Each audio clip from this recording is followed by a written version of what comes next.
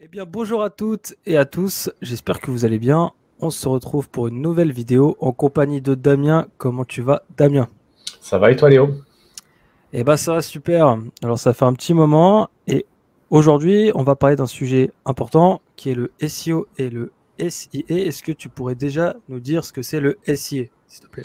Oui, alors SIA, c'est le référencement payant, c'est-à-dire sur Google, vous avez la possibilité d'être présent à deux endroits via deux méthodes spécifiques, soit de façon gratuite ou naturelle dans les pages de résultats de Google, soit en utilisant la régie publicitaire de Google pour être positionné au-dessus des résultats naturels de Google, c'est ce qu'on appelle donc le SIA, et on doit payer pour être visible sur Google, contrairement au SEO, Search Engine Optimization, où on doit avoir un site naturellement prêt pour Google et pour qu'il puisse se positionner gratuitement sur ces fameuses pages de résultats. Donc la différence entre SEO et SIA, SEO, ton site naturellement va se positionner dans Google ou via bien sûr notre prestation pour vous aider à avoir des pages visibles dans Google sans payer Google.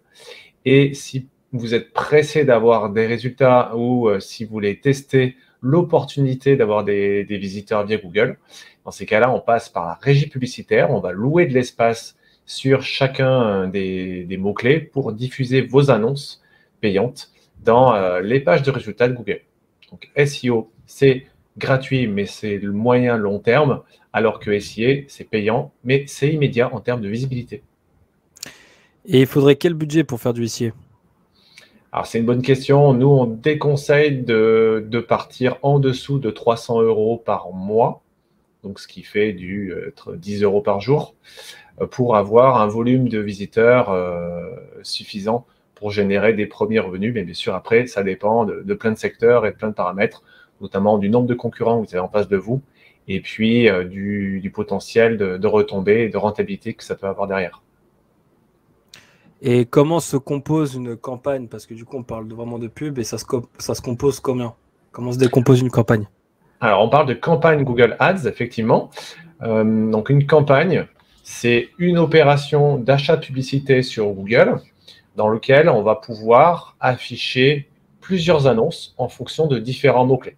Donc, une campagne regroupe ce qu'on appelle des comptes, des groupes d'annonces, des Mhm. groupes de mots-clés.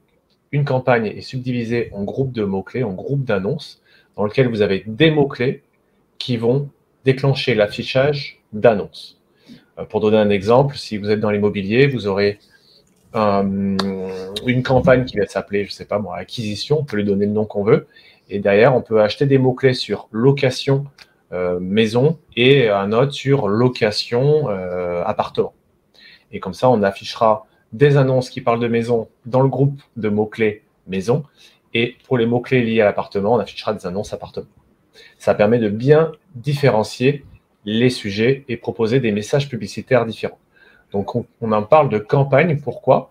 Parce qu'on peut faire plusieurs opérations publicitaires sur plusieurs sujets. On peut regrouper les campagnes par exemple, location et faire une campagne à côté vente et dire, tiens, sur l'opération publicitaire vente, je vais mettre 10 euros par jour et sur l'opération publicitaire location, je vais mettre 20 euros par jour. Grâce à la subdivision en campagne, on peut mettre des budgets, des dates de diffusion différentes, des modes de diffusion différents. On peut afficher sur Google, mais aussi on peut afficher des bannières publicitaires sur des sites affiliés à Google aussi. Donc ça, c'est comme comment se compose une campagne et où est-ce qu'on peut y diffuser. Et également, comment on calculerait éventuellement la rentabilité d'une campagne Google Ads. Alors, c'est une bonne question, c'est même la question centrale, la partie rentabilité. Alors, bien sûr, on va chercher à mesurer, et ça, on le peut grâce à des outils d'analytique, le volume de visiteurs que ça vous a généré, voir le nombre de contacts, voir le nombre de ventes si vous êtes notamment sur un site e-commerce. Et par rapport à ça, on va corréler le nombre, les retombées financières versus le nombre de visiteurs que ça a pu vous apporter. Et grâce à cela, on pourra calculer plusieurs KPI, notamment le fameux coût d'acquisition, le coût que vous êtes prêt à mettre pour obtenir un prospect. Et comme ça, grâce à cette notion de coût, vous pourrez mesurer ce coût dans le temps, voir si d'une semaine à l'autre ou d'un mois à l'autre, ces campagnes sont toujours rentables ou pas, et éventuellement augmenter ou baisser ces budgets en fonction de vos objectifs marketing et de communication. Très bien. Donc, on a vu que le SIA, c'était vraiment à court terme pour quelqu'un qui voudrait avoir son site tout en haut de la SERP dans les recherches Google. Et pour revenir un petit peu au niveau du SEO, ce serait quoi la limite? Qu'est-ce qui pourrait limiter quelqu'un à faire du SEO et qui se lancerait sur du SIA? Ce serait quoi cette fameuse limite? Comme je le disais en introduction, l'intérêt du SIA, c'est que ça vous permet d'être visible rapidement, alors que sur le SEO, on est sur une action à moyen et long terme. Donc, si vous voulez tester le SEO, en tout cas le marketing des moteurs de recherche, il peut paraître intéressant de faire la publicité pour tester vos mots-clés, pour tester vos annonces, et ainsi découvrir quels sont les mots-clés sur lesquels il y a plus de demandes et sur lesquels il y a plus de rentabilité derrière. Et après, vous pourrez axer vos efforts de SEO sur ces mots-clés-là qui vous génèrent le plus de chiffres. Toutefois, ces opérations de SIA, finalement, ça apparente en gros à de la location. On va louer de l'espace sur Google. Et finalement, c'est comme la location en soi, ça reste un puits sans fond. Vous ne capitalisez pas sur votre site, vous ne faites que d'acheter de la visibilité. Et si demain vous les coupez, bien, toutes vos opérations de marketing sur les moteurs de recherche s'arrêtent net et vous n'avez plus de visiteurs via les moteurs de recherche. Donc, finalement, c'est un mal pour un bien. Ça vous permet de tester, mais en soi, c'est dur de capitaliser à terme sur ce levier. Et comment on pourrait bien combiner justement ces deux modèles d'acquisition, le SEO et le SIA? Alors, c'est une très bonne question. Comment on peut cumuler ou combiner les désactions et les campagnes SEO et SIA? Mettons-nous à la place d'un utilisateur. Si quelqu'un fait une recherche sur un bien ou un service que vous proposez, il vous voit, imaginons qu'il vous voit à la fois tout en haut sur les recherches payantes et au centre sur les recherches naturelles. Ce visiteur va vous voir 2 fois. Il va dire « Waouh, cet annonceur est pertinent, il est présent à 2 endroits, donc je vais cliquer sur ces résultats pour savoir ce qu'il me dit. » Et grâce à cela, bien, éventuellement, l'internaute va cliquer sur le référencement et vous allez finalement rien payer en coût payant en Google Ads. Donc, c'est intéressant pour vous de combiner les deux. Et toutefois, comme je le mettais, en faisant des campagnes Google Ads, ça vous permet de tester, de voir quelles sont les pages qui fonctionnent le plus, quels sont les discours qui fonctionnent le plus. Et si demain, vous voulez créer 5, 10, 15, 20, 100 pages sur votre site, c'est bon de savoir en amont quels sont les discours marketing commerciaux qui performent afin de les dupliquer intelligemment. Comme tu avais décomposé aussi l'annonce avec une campagne, comment elle se composait, on a bien vu qu'il y avait différentes annonces. Et là, on peut tester justement plusieurs, on va dire, titles pour voir qu'est-ce qui clique le plus, etc. Et du coup, Ads fonctionne en CPC, coût par clic, et Notamment. qui peut être plus ou moins élevé en fonction de la concurrence. Comment un débutant peut se lancer sur Google Ads? Quel conseil tu lui donnerais? Le conseil que l'on donne tout le temps à nos clients chez Cladis, parce que nous, on accompagne des clients qui veulent se faire justement accompagner sur la partie Google Ads. Donc, l'on crée pour eux des campagnes et que l'on gère ces mots-clés. Ce que l'on dit au démarrage, c'est qu'on est d'abord le premier mois sur une phase de test. Donc, attendez-vous le premier mois à, entre guillemets, perdre un petit peu d'argent pour tester plein d'opportunités, des mots-clés, des discours publicitaires.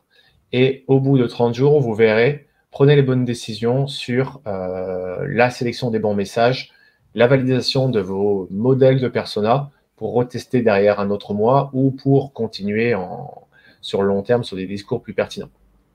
Mais déjà, en préalable, je pense que pour lancer une campagne de SIA pertinente, il faut avoir en tête, bien sûr, ces personas, donc les personnes que l'on veut toucher, les bons messages, et puis connaître les mots-clés qui sont susceptibles de taper pour trouver des prestataires comme vous potentiellement.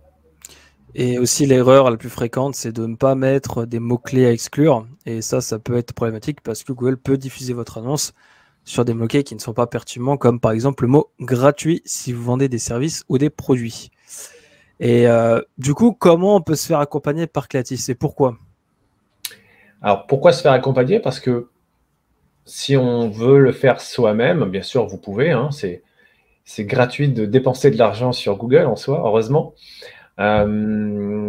Sauf que si vous le faites vous-même, bien vous aurez un temps d'apprentissage, voire des coûts qui peuvent lier à cet apprentissage en connaissant mal les techniques. qui permettent d'aller à l'essentiel. Et puis, vous allez voir, la plateforme, elle n'est pas si simple que ça. Il faut rentrer dans la plateforme, connaître toutes les subtilités. Vous aurez donc des temps de montée en compétences qui seront assez longs. Alors que nous, on aura bien sûr l'habitude de gérer ce type de campagne, de sélectionner les bons mots-clés, de vous proposer des messages pertinents par rapport à votre cible, à vos personas, d'identifier les bonnes pages sur votre site et éventuellement d'en créer. Et puis derrière, d'analyser les retombées. Vous vous posez la question, est-ce que en termes de campagne Google Ads, est-ce que les résultats sont dans la moyenne du marché? Est-ce qu'il y a moyen de faire mieux? Si vous gérez cette campagne toute seule, derrière, vous serez seul avec vos questions. Alors que si vous êtes accompagné, vous aurez des réponses à ces questions-là et puis des personnes sur lesquelles s'appuyer pour mettre en place et optimiser vos campagnes. Après, clairement, nous, on a plusieurs objectifs lorsqu'on gère vos campagnes. D'abord, c'est essayer de qualifier au mieux votre trafic. C'est-à-dire, avoir beaucoup de visiteurs, c'est bien, mais si derrière ça ne convertit pas, ça n'a pas d'intérêt. Donc, nous, on va chercher, en étant vraiment focus, centré sur votre business, à déterminer les mots-clés qui vous génèrent réellement des visiteurs.